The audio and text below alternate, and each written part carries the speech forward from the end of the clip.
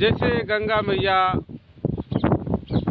ये संसार में जितने जीव जंतु, पशु पक्षी, मनुष्य, पेड़ पौधे, पृथ्वी सबको शीतल करती हैं, तो केवल गंगा मैया। विनम्रता अगर सीखना है तो इन प्रकृति की जो असूल है, जो नियम है, उनसे सीखिए। वो किसी से विद्रोह नहीं करती और अपना सदा सबका भला और कल्याण का ही ध्यान करती है। निस्वार्थ जानते हैं क्यों? इसीलिए संसार में गंगे मैया ये प्रगति पूजनीय है। ये भैया एक ना एक दिन सबको मरना है, यह मृतलोक है। यहाँ से आपके अच्छे कर्म और विचार ही जा सकते हैं। आपके विचार यहाँ पे आपके सांस्कृतिक, आपके पारिवारिक को जो सुख में प्राप्त होगा, और जब यहाँ आप भगवान जहाँ जब ये शरीर से जब प्राण निकलेगा तो ईश्वर जहाँ चाहेगा वहाँ आपको भेज देगा, क्योंकि वो जीव किसी के बस का नहीं है। संसार का नियम है, यहाँ कोई किसी का नहीं है, केवल परमात्मा ही अपने हैं। हम अच्छे और बुरे जो कर्म करते हैं वह सब भगवान देख रहे हैं। ये प्राणी जो मनुष्य जीवन मिला है, यह केवल और केवल सदा अनमोलता जीव हैं। उनका आप सेवा करिए, उनका सत्कार करिए, उनकी निस्वार्थ उनको आप भोजन कराइए। पेड़ पौधे ये मनुष्य के ऑक्सीजन और इस पृथ्वी को संतुलित करने का जो काम करते हैं। मैं भारत सरकार से रिक्वेस्ट कर रहा हूँ, प्रार्थना कर रहा हूँ कि आप झूठ मूठ के बयान ना करिए। आप इतना पैसा गंगा मैया के साफ सफाई में खर्चा जो कर रहे हैं, वह पैसा सही रूप से इन साफ सफाई गंगा जी के लग नहीं रहा है।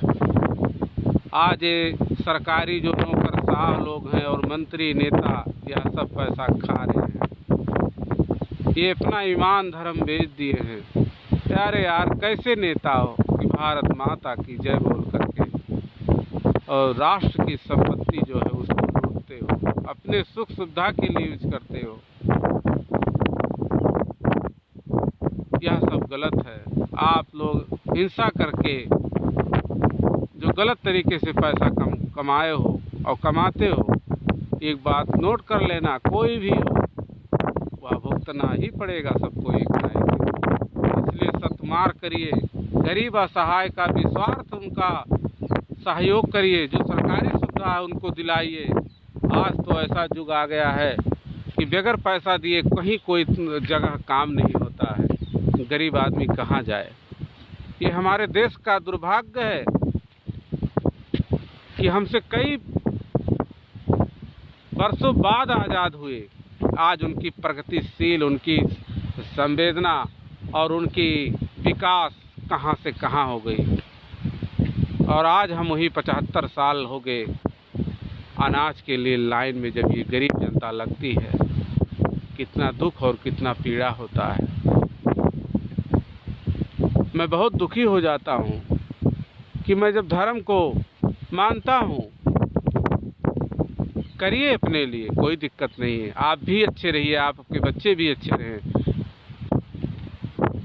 लेकिन दूसरों के जो हक का पैसा है वो मत खाइए। इतिहास गवाह है, कोई जुर्म करके बच नहीं पाया है। मैं बड़े से बड़े राजा को देख चुका और पढ़ा, वो आज तक सक्सेस नहीं हुए और उनकी खानदान नष्ट हो गई। उनके कुल में कोई पानी देने के लिए नहीं बचा। मैं इसलिए प्रार्थना कर रहा हूँ कि चोर और भ्रष्टाचारियों से हमेशा सद्मार्ग पर चलिए, करिए, लेकिन इतना चोरी मत करिए। समाज का जो हक आप लोग छीनते हो, यह गलत है। विभाग के लिए सरकार पैसा, कोई भी सरकार हो, पैसा हो, अगर वह रिलीज करती है देश की सेवा के लिए, देश के प्रगति के लिए, गरीब का कल्याण हो या उन तक पहुँचे, नाराबाजी करने से कुछ नहीं होगा। आज हमारे देश को मीडिया एकदम से बर्बाद करके रख दी है, तनाव का स्थिति पैदा करके रख दी है। वो सिक्योरिटी गार्ड में चलते हैं, गांव में जाते नहीं, कुछ देखते नहीं। बड़े बड़े स्टेडियो में करोड़ों रुपए का लगा हुआ ऑफिस, बैठते हैं और वहां से 2-4 इधर बुलाते, 2-4 उधर को बुला करके आपस में झगड़ा करवाते हैं।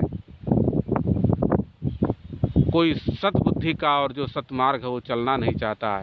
सरदार पटेल जी का पुस्तक पढ़ लो, उनके विचारों को पढ़ लो। जो आदमी निडर होके सरकार से लड़े वही देश हितैषी है।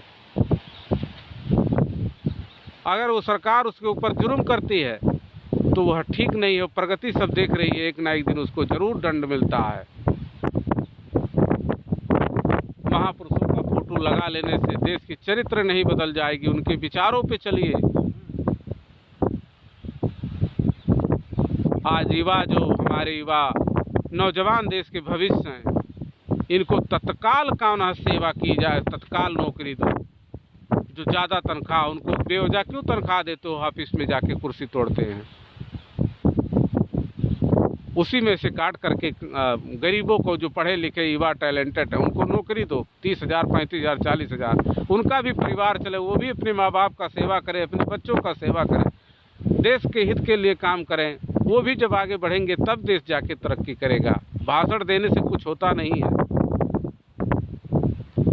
आप बोलते हो मैं कुछ नहीं, मुझे कुछ नहीं चाहिए, और फिर लेकर करोड़ों अरबों खरबों रुपए का आप लोग ऐश करते हो। ये कहाँ का न्याय है? झूठ बोलता है जो, कैसे आप अपना शकल आप लोग आईने में देखते होंगे। मैं बहुत पीड़ा व्यक्त करता हूँ। हमारे किसान भाइयों का जो फसल जल गया है, उनको तत्काल प्रचार छोड़ करके, उनके जगह जगह जा करके अफसरों को और डीएम को सबको जा करके और पटवारी को जांच करके और तत्काल उनको मतलब व्यवस्था कराएं और पैसा उनके खाते में जाए। क्योंकि ये शादी का यहाँ जो उत्सव चल रहा है, कोई गरीब होगा, उसके पास वही सहारा है, वो क्या करेगा? कागज में लिख देने में किसी का तकलीफ दूर नहीं होता है। जब उसके जेब में और उसको मदद किया जाएगा हमारे किसान भाइयों का, तब जाके असल मायने में उनका सरकार का सुविधा और लाभ जब मिल जाता है, तब उनको संतुष्टि होती है। कागज लिख लेने से और उसको पढ़ करके वो मीडिया के सामने बोल देने से समाज की दृष्टि नहीं बदल जाती है। नारा गलत देने से कोई मतलब नहीं है।